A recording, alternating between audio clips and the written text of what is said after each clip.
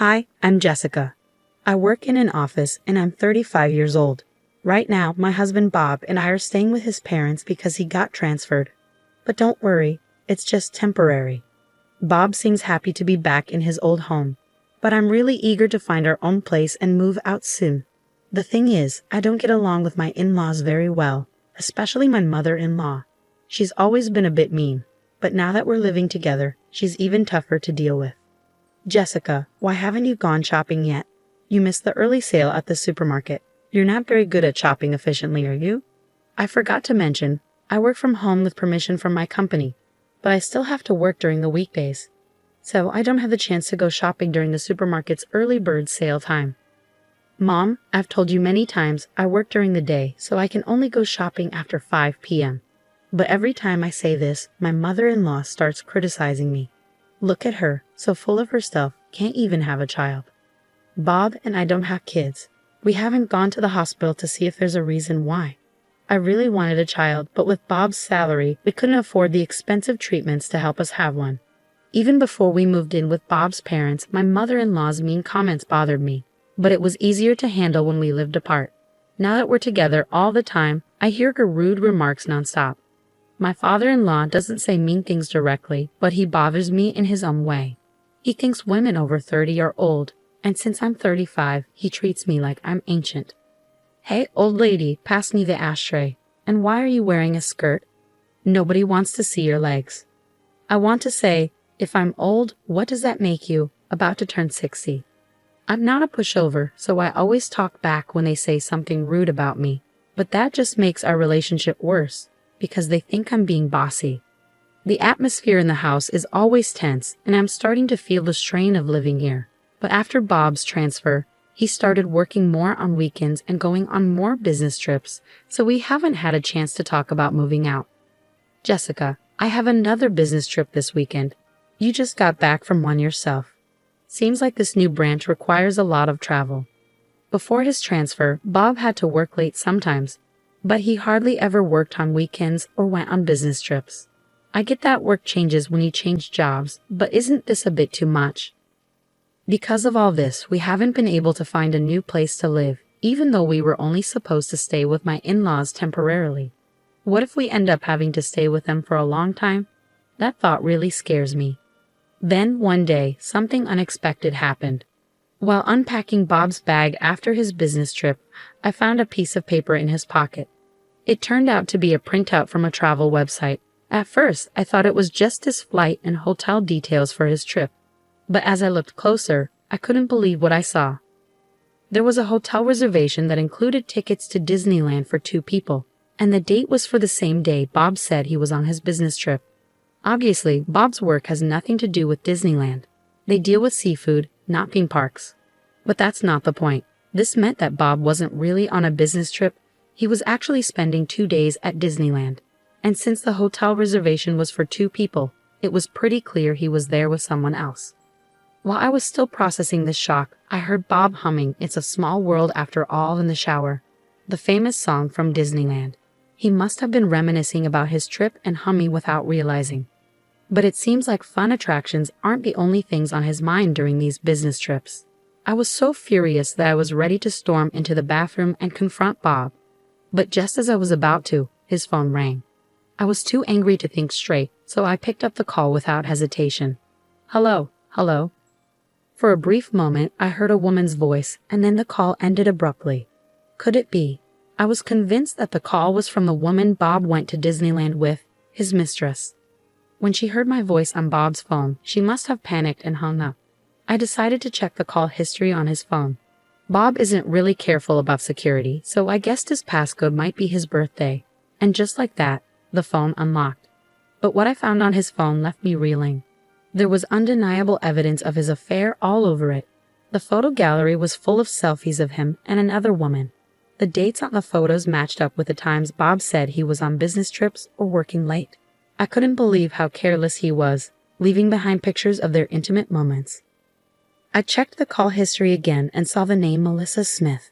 So I looked for the same name in his WhatsApp contacts and opened their chat. Bob, I love you. I want to be your wife soon. It seemed like this Melissa was hoping to marry Bob, Maybe she's the one causing trouble in our relationship. While I was thinking about this, Bob came out of the bathroom. "Ah, that was refreshing," he said casually, drying his hair with a towel.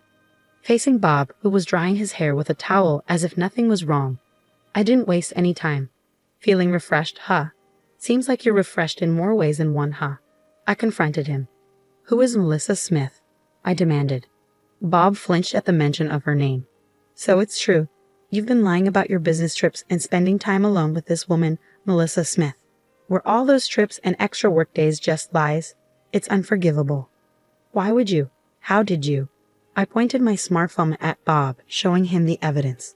"All the proof is right here in this phone. And don't talk about privacy invasion when you're the one who's been cheating. It's ironic that a man who's cheating can complain about privacy. If you don't want people to see, set a better password." Before we got married, Bob and I promised each other he wouldn't cheat. I told him if he did, I'd leave him immediately. My feelings haven't changed. I can't stay married to someone who's with another woman. Let's get a divorce. When I mentioned divorce, Bob surprisingly agreed without arguing. "Yeah, I guess so." It caught me off guard. I expected more resistance. Was he already prepared for divorce once he got caught cheating? "I'll go get the divorce papers tomorrow. You can tell your parents," I told him. Bob's agreement was surprisingly casual, but once the decision was made, there was no turning back, and I had no intention of doing so. Was this the end of our marriage? I felt a pang of sadness. The next day, I left early to pick up the divorce papers from the city office and run some other errands. When I returned home late at night, I found my husband and his parents waiting for me. "So you finally decided to come back. We were wondering how long you were going to wander around," my mother-in-law remarked as soon as she saw me. With Bob present, she should already know about his cheating and our decision to divorce. Shouldn't she say something like an apology before making a snide comment? But instead of apologizing, my mother-in-law said something unbelievable. "Well, it doesn't matter. At least you're finally leaving. We don't want to see your face anymore, so it's just as well you've been gone all day." "What do you mean?" I asked, taken aback. With a smug smile, my mother-in-law replied to my question, exactly as I said. "I'm fed up with seeing your face. Now that Bob is back, you were just in the way. You're always talking back and you lack any charm. Even when I tried to make you uncomfortable enough to leave, it took you so long to catch on. I finally had to use my secret weapon." "Secret weapon?" I repeated, confused. My mother-in-law looked pleased. "You already know the name of Bob's girlfriend, right?" "Yes, something like Smith." Why was she checking if I knew the name of Bob's mistress?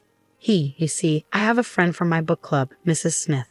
Her daughter is such a well-mannered, charming young lady. She's 10 years younger than you, only 25. At that age, she can have kids easily. Then my mother-in-law dropped a bombshell. So I introduced Mrs. Smith's daughter to Bob. Excuse me? I was shocked. I never expected my mother-in-law to say something like this to me.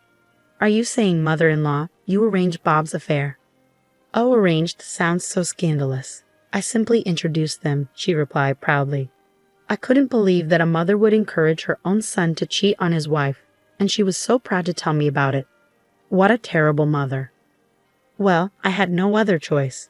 Bob is our only child. We need him here. I would have even accepted you as my daughter-in-law if you'd had children. But all you did was work, never giving us any grandchildren," she continued.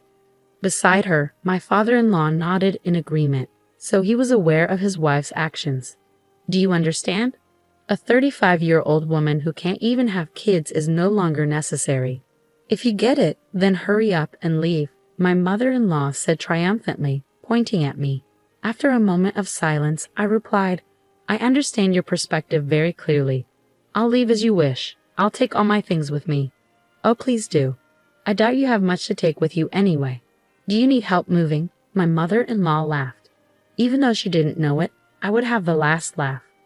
"No, it's fine. Don't worry about me. Everything's already arranged." "Huh?" My mother-in-law looked surprised since I wasn't crying or upset. "Besides, mother-in-law, I'm well aware that you were helping Bob cheat on me." "What?" Bob asked in a panic. "So what did you expect? That I would let you cheat behind my back and not say anything to the other woman?" "I made sure to note down her phone number when I checked your phone yesterday," I said calmly. Melissa was quite surprised when I called her and said, I'm Bob's wife. I'd like to meet with you.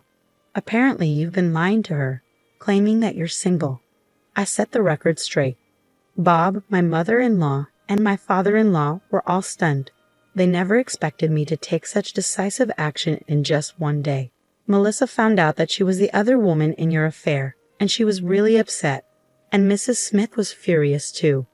Bob, your mother, and you, father-in-law, she even talked about suing both of you for marriage fraud. I couldn't help but feel for her, so I promised to assist her in any way I could. What? Bob was visibly shaken, and my mother-in-law was in the same state. Considering the ordeal Melissa went through, I've chosen not to seek any compensation from her. Instead, I'll increase the amount I'm demanding from you, Bob, and you, mother-in-law and father-in-law. Compensation. Why should we have to pay for anything? My father-in-law blurted out in panic. It's one thing if it's just Bob, but we're not involved. He seemed to expect his son to face consequences for his actions, but they never imagined they'd be held accountable too. You think you can benefit without facing any consequences? That's not how it works, I replied. Actually, you are involved. The emotional distress caused by your behavior is more than enough reason for compensation, don't you think? As I said this with a smile, my father-in-law fell silent.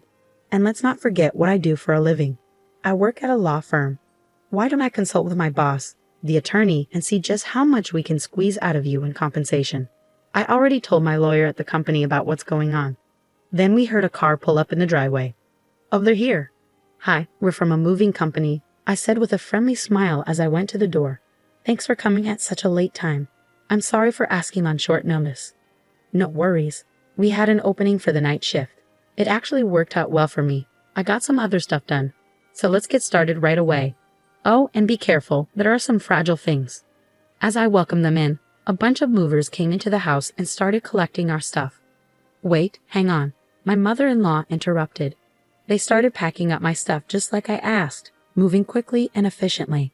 They packed up not just my clothes, books, and computer, but also the things in the living room and kitchen. Hey, wait a minute. Don't take that. It's ours. My mother-in-law complained. No, I brought all of these things here when we moved in.